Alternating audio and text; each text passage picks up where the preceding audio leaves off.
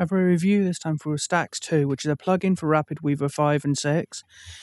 It is partly a layout tool, so you add it like a page, and it allows you to stack various objects on a page for a better control over your layout. But it also adds more plugins to RapidWeaver via its own plugin system called Stacks. Now let's take a look. You add a new page, just like you'd add a style page or a photo album or a markdown page, you add a Stacks page. Now it's a page like any other. Let's just call this index. And you see drop stacks here. You have its own inspector to the right, and to start you add a stack from here. You have text, image, HTML, an image or file that's on the cloud, various columns for your layouts. You have a 2-column layout here to help with your arrangement, or a grid, or various other column settings. You have float. You have left floating, right floating. Now, if you want to add text that flows around the image, it might be obvious at first. You might think that you would add an image and then add text from up here, but you don't use these. They won't flow around each other. You have to go to left floating, right floating. So if you want an image to float to the left of text, you use this one. If you want an image to float to the right of the text, you use this one here. You can also use quote, which puts down an area where you could quote a famous person or whatever, and have these little quote symbols at the top left, bottom right, as well as a source line. You can create a button. So you can create a button on the page. It links to another page, for example. A header. It says H3 here, but it's just a header. So once you put it on from the inspector, you can select H1, H2, H3, etc. These last ones down here are third-party ones that do not come pre-installed. I've added these myself.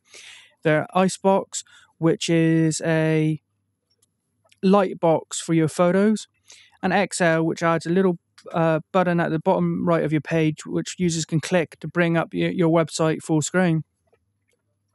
These are from a third party that you buy separately and add to Stacks, and do cost money separately. When you select one of these, you can also go down here and check for any updates for that particular stack, show in Finder, and if there's an update, you can install the update for that stack there. Next, if we close this, we have this option here, which is mostly for your layout. It's stack templates. You have various headers, columns, footers, as well as pull quote and read more. Read more adds a little summary of a page, say for a blog post, with a little read more button that you click to expand it. Then you have the media library, which is basically some images you can use, such as patterns. All of these are searchable, including the stacks. You can search for a stack.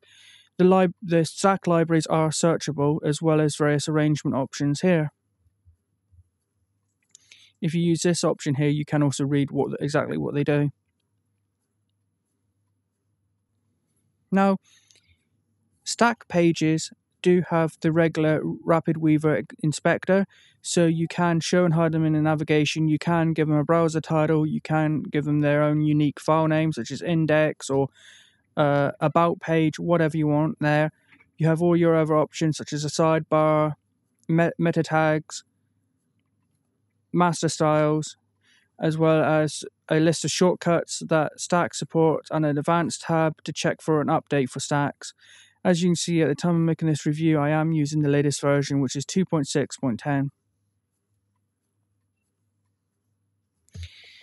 Now let's add a stack. Well, you can, let's say we want this. Just drop it. It's all drag and drop. Here we can enter our text, such as say this is an about page. You can put a little bit about yourself in here. Then you could drag an image to this little box here as maybe your profile image.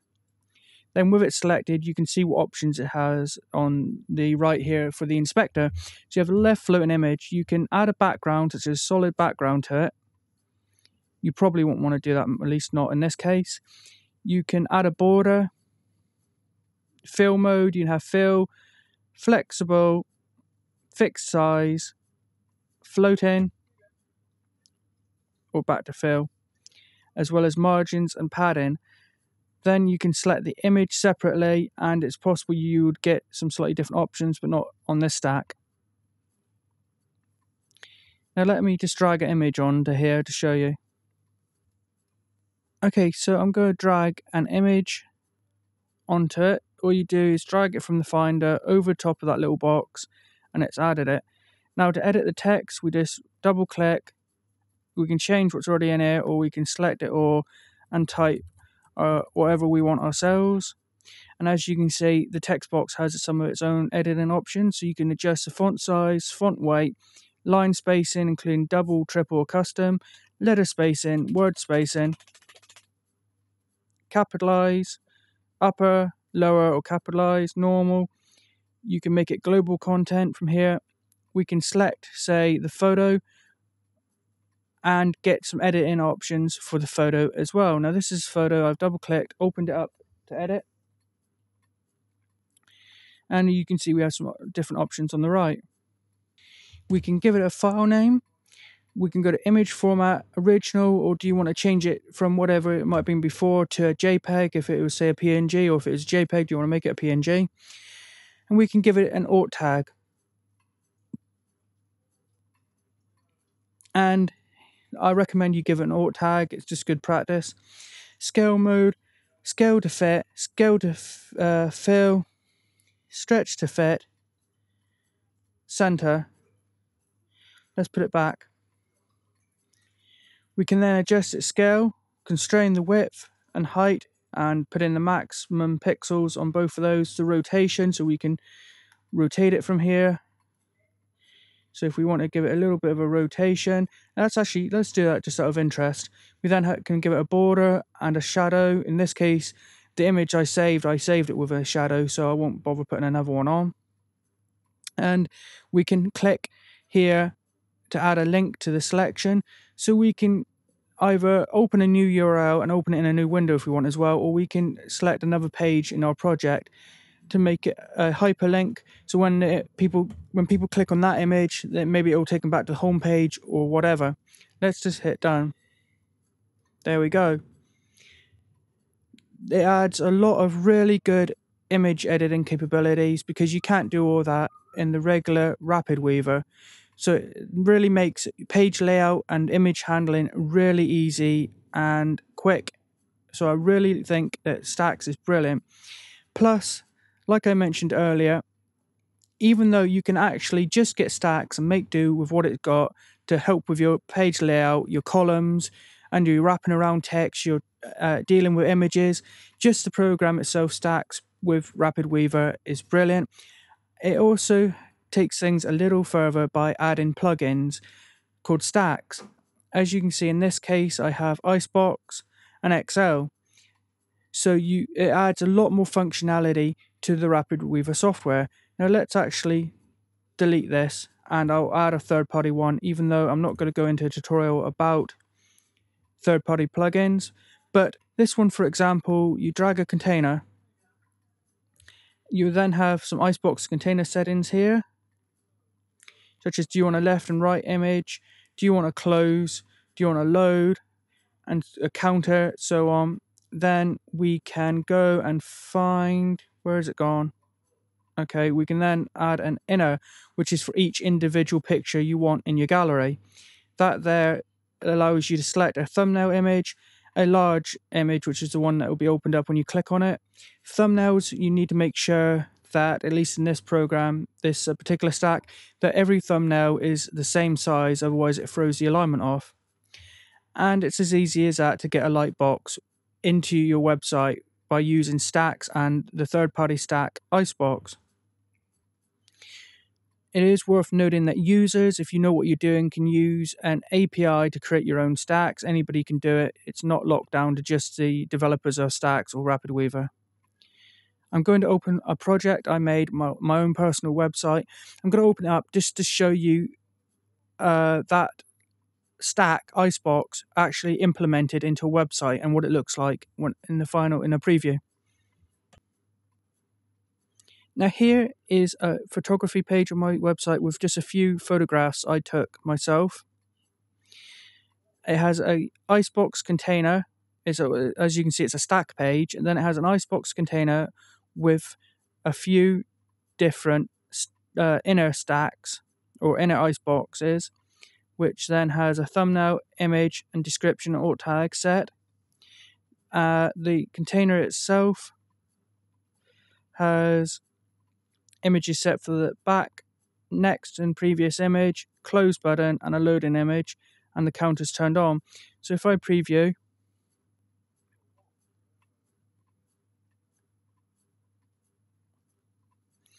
we can click it, and then it opens it up as a bigger image with a description if you set one, which image you're currently viewing if you turn the counter on, a next button, a previous button, and a close button, which you can customize to your own images if you like, or you can also individually select the images still there. Now, you can do something similar to this using just a photo gallery built into RapidWeaver, but it doesn't open it as a proper lightbox. It opens it as a separate web page with a close button and a next button. That then the next button goes to another page with a bigger image. It's not a proper lightbox. It opens up on the same page that you can close. It kind of looks like one, but it's a fake one, if you see what I mean. So by using stacks with RapidWeaver, you then have the ability to add a third-party lightbox stack and create what I consider a proper image gallery. Okay, one thing to quickly mention here is these three buttons here. If we go to the far left one, you can see like this, and you can select them like that. Middle button is the mode you've got to use the most, which is purely to select and then edit. Then you have to the far right another sort of preview mode where you can select and edit, but you have the headers to show what each element are.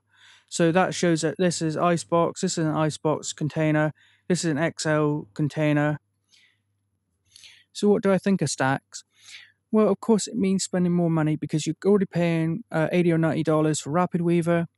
Then you're going to have to pay another $30, about £20 for stacks too, which of course means even more money when you're already buying what I consider to be a relatively expensive program to begin with. However, I find that RapidWeaver itself is a little bit fiddly with its layouts and its sort of functionality without stacks. It's a decent program, but a little bit fiddly. You add stacks in and you're well away. Plus, you then have the option of adding stacks, which, yes, I don't really see very many free stacks. They're mostly pay for, which then again adds the issue of more money. But then you don't have to buy it straight away. You don't have to buy hundreds of stacks straight away. You can buy RapidWeaver and stacks too. Get on with your basic layout of your site, creating your pages with stack pages so they're ready for more stacks in the future. You don't have to rebuild your site. Then when you realize you need some sort of functionality that RapidWeaver doesn't have, like a lightbox, you can then decide, well, I'll add a lightbox to my photography stack page, get that and add it at a later date. And it is only around about £5, that stack. So stacks themselves then not all stacks are say $30 or $50. Most stacks are around £5 to £10, so around about $10. So I do recommend that if you have RapidWeaver or you're going to buy RapidWeaver, you really consider getting stacks too straight away with it. There is a trial for stacks that allows you to create the pages but only add up to, I think it's 3 stacks before it stops allowing any more to be added and it asks you to either buy or enter a serial. So I recommend if you have RapidWeaver, you download the trial. A link will be in the description to their website, but I personally recommend that if you have or plan to get RapidWeaver, you really strongly consider buying stacks too. Thanks for watching. Please like and share this video, and if you could do me a huge favour and subscribe, as it only takes a few seconds and will help me out a lot. Thanks.